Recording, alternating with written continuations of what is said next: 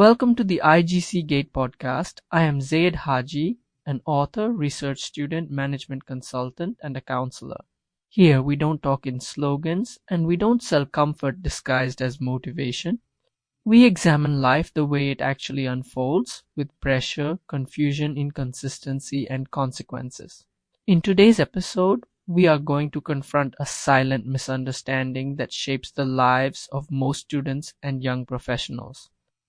The confusion between intensity and discipline. We will not glorify struggle, hustle, or burnout. Instead, we will explore why so many capable people work hard yet remain stuck, and how real discipline operates beneath motivation, beyond emotions, and far deeper than routines. This episode is not meant to excite you for a moment. It is meant to challenge the way you think about effort, responsibility, and control over your own life. So listen carefully, not as a spectator, but as someone who knows this conversation is about you and me. Discipline versus intensity, a ground reality autopsy of the modern student mind. Let us begin with an uncomfortable truth that most people never articulate clearly. Most of us are not failing because we lack talent, intelligence, or even opportunity. We are failing because we confuse intensity with discipline, and society rewards that confusion so loudly that it has started to feel like common sense. We celebrate bursts of effort, dramatic sacrifices, sleepless nights, and temporary suffering, and we label all of it as discipline. But what we rarely question is why, after all that visible struggle, so many people still feel stuck, exhausted, directionless, and quietly ashamed of their own inconsistency. You and I live in a time where effort is performative. Students post study hours, entrepreneurs post hustle routines, and influencers post pain with pride. Everything is loud, urgent, and dramatic. And yet, beneath this noise, something deeply broken is happening. Despite unprecedented access to information, tools, and guidance, students are more confused, anxious, and unstable than ever before. The problem is not that we are not working hard. The problem is that we are working hard in a way that does not compound, does not stabilize us, and does not give us control over our own minds. This is where the difference between intensity and discipline quietly decides the trajectory of a life. Intensity is emotional. Discipline is structural. Intensity is reactive. Discipline is predictive. Intensity shows up when pressure rises. Discipline exists even when nothing is watching, nothing is urgent, and nothing is exciting. And most importantly, intensity burns fuel while discipline builds systems. The tragedy is that most students are taught intensity and then punished for lacking discipline. From childhood, we are conditioned to sprint, not to walk steadily.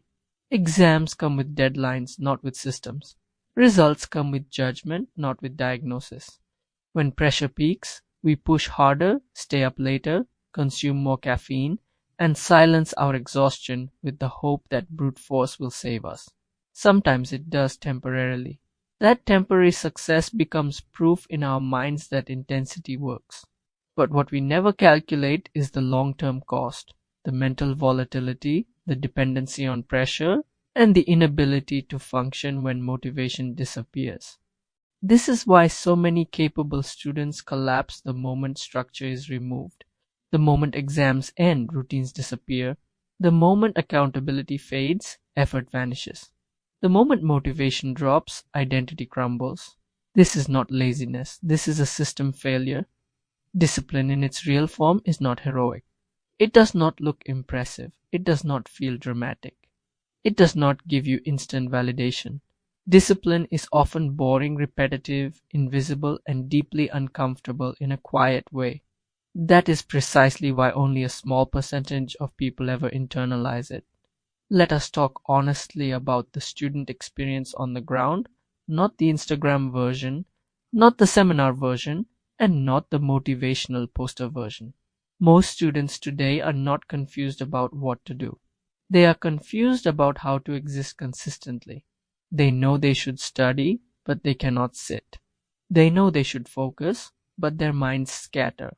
They know they should plan, but planning feels pointless when execution collapses. Over time, this creates a dangerous internal narrative. Something is wrong with me. This belief silently eats away at confidence, self-trust, and ambition. What no one explains to him is this: the problem is not willpower. The problem is that they are trying to run their lives on intensity instead of discipline. Intensity depends on mood. Discipline depends on identity. Intensity asks, do I feel like doing this today? Discipline asks, is this who I am regardless of today? One fluctuates, the other anchors. This distinction becomes brutally clear when we look at the story of the king and his ministers, not as a moral tale, but as a psychological case study. The hard-working minister represents intensity. He walked the entire road under the sun, suffered visibly, and did exactly what was asked. His effort was real and his fatigue was earned. But his work stopped where responsibility ended. He identified the problem and moved on. This is how most students operate. They do what is required, no more, no less. They study for exams, complete assignments, attend classes, and then wait. When outcomes disappoint them, they feel betrayed because effort was given, but ownership was not. The intelligent minister represents strategic intensity. He optimized effort, used resources, and outperformed the first minister in observation.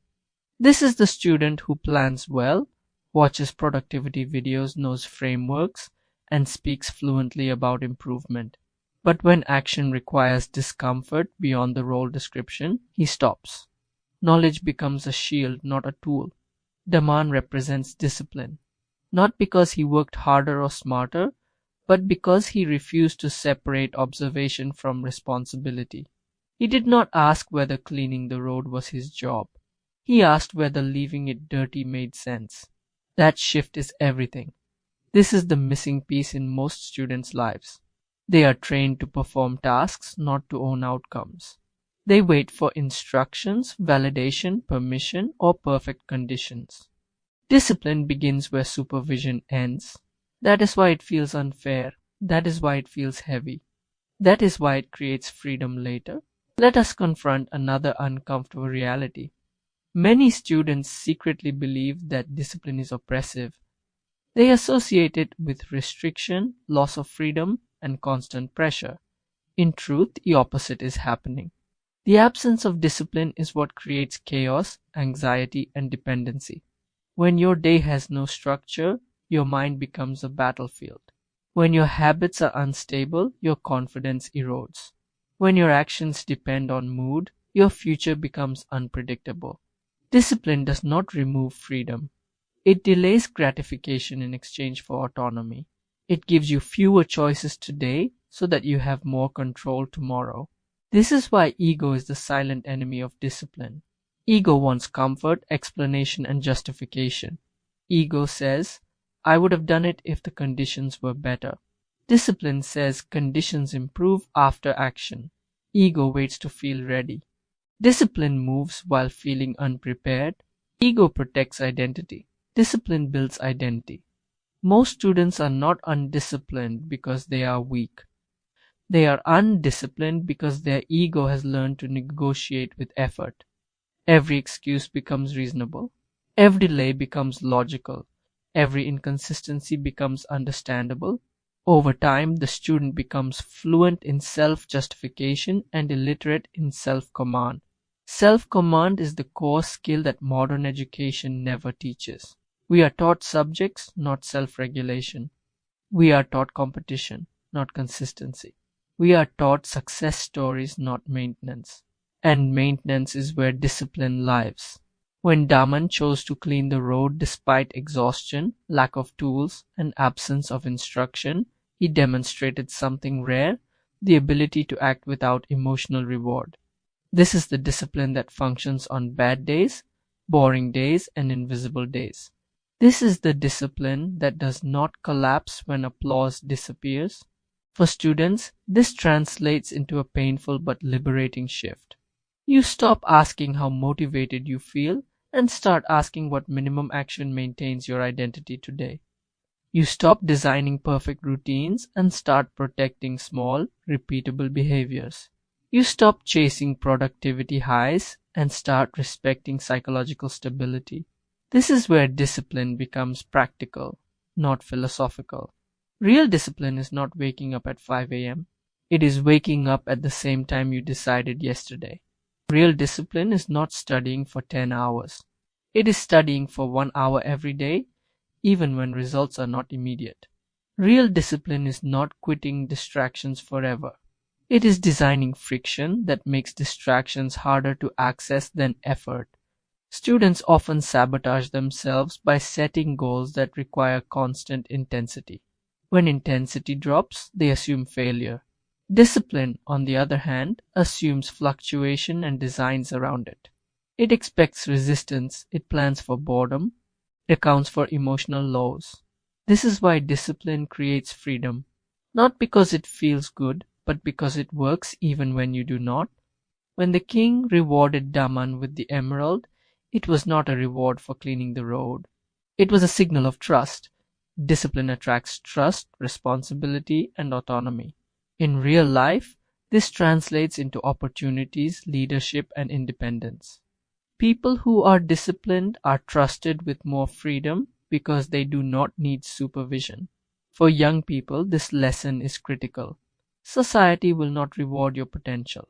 It will reward your reliability. Talent opens doors, discipline keeps them open. If we truly care about students, we must stop glorifying burnout and start teaching systems. We must stop selling motivation and start building identity. We must stop treating discipline as punishment and start framing it as psychological infrastructure. The question is no longer whether discipline matters.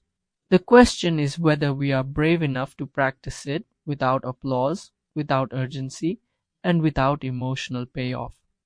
Because the real divide is not between successful and unsuccessful people. It is between those who need pressure to function and those who function regardless of pressure. And that divide quietly decides everything. Conclusion: discipline as an act of ibadah. Let me end this by speaking to you and to myself with honesty that does not comfort the ego but strengthens the soul. When we strip away productivity jargon, motivational noise, and social comparison, what we are really discussing is not discipline versus intensity. We are discussing who you and I are when no one is watching, and whether our daily actions align with what we claim to believe. Islam never asked you or me to live on emotional highs. It never told us to rely on bursts of passion or temporary motivation. Allah built this religion on consistency, intention, and accountability, not spectacle. That is why the Quran reminds us with unsettling clarity, and that there is not for man except that good for which he strives. Quran chapter 53, verse 39. Notice what Allah ties reward to. Not dreams, not pressure, not intensity. Striving, repeated lived effort. Discipline is not separate from faith. Discipline is the mechanism through which faith becomes visible. You and I often deceive ourselves by saying, my intention is good. But Islam never allowed intention to replace action. The Prophet, peace be upon him, said, actions are judged by intentions, and every person will have what he intended. Sahih al-Bukhari Hadith 1, Sahih Muslim Hadith 1907. This hadith is often quoted softly, but its implication is severe. Intention without disciplined action earns nothing, and action without sincerity earns nothing either. Islam demands both. Discipline is what carries intention into the real world. When you and I delay change, waiting for the perfect moment, the perfect mood, or the perfect plan, we forget a critical Quranic principle. Indeed, Allah will not change the condition of a people until they change what is within themselves. Quran chapter 13 verse 11. Allah does not respond to excuses.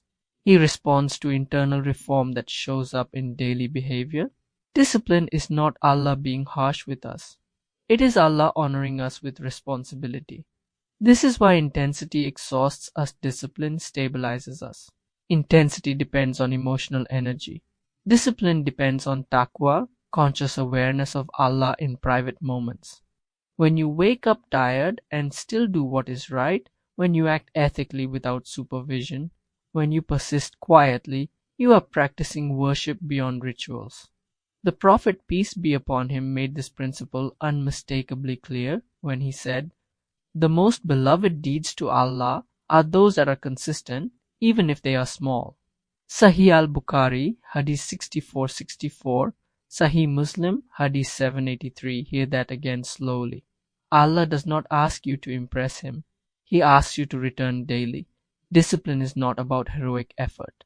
It is about loyalty to what Allah loves, even when the nafs resists. And this is where many of us feel exposed. Because deep down, you and I know the gap between what we say we value and how we actually live. Allah confronts this hypocrisy directly. "O you who believe, why do you say what you do not do?" It is most hateful to Allah that you say what you do not do. Quran chapter 61 verses 2-3. These verses are not meant to crush us. They are meant to wake us up. Discipline is the bridge between belief and credibility. Without it, faith becomes verbal, not transformative. When the Quran commands, "And say, do as you will, for Allah will see your deeds, so will His Messenger and the believers." Quran chapter 9 verse 105, it reminds you and me that our lives are not invisible. Even when people do not see us, Allah does. Discipline is living with that awareness without fear, without drama, and without delay. So let me leave you with this challenge, not as someone above you, but as someone walking beside you. You and I do not need more motivation. We need alignment. We need fewer promises and more habits. We need less intensity and more obedience through consistency. Discipline in Islam is not restriction. It is submission that liberates. It is how Allah trains us to become trustworthy servants, reliable leaders, and internally stable human beings. If you and I take even one small disciplined step today, sincerely and consistently, we are already closer to Allah than we were yesterday. And that is not a small victory. That is the beginning of real change. As we come to the end of this episode, I want you to pause for a moment and reflect, not on what sounded powerful, but on what felt uncomfortable. Because discomfort is often where truth lives. Discipline is not loud. It does not announce itself. It does not wait for perfect conditions. It quietly shapes who we become day after day, choice after choice. If this conversation made you question your habits, your excuses, or your understanding of effort, then it has done its job. Real growth does not come from agreement. It comes from awareness followed by action. If you found value here, share this episode with someone who is struggling silently, someone who is working hard but feels directionless. And if you want more conversations that combine ground reality, psychological depth, and ethical clarity, stay connected with the IGC Gate Podcast. I am Zayd Haji, and until next time, remember, intensity may impress for a moment, but discipline decides your future.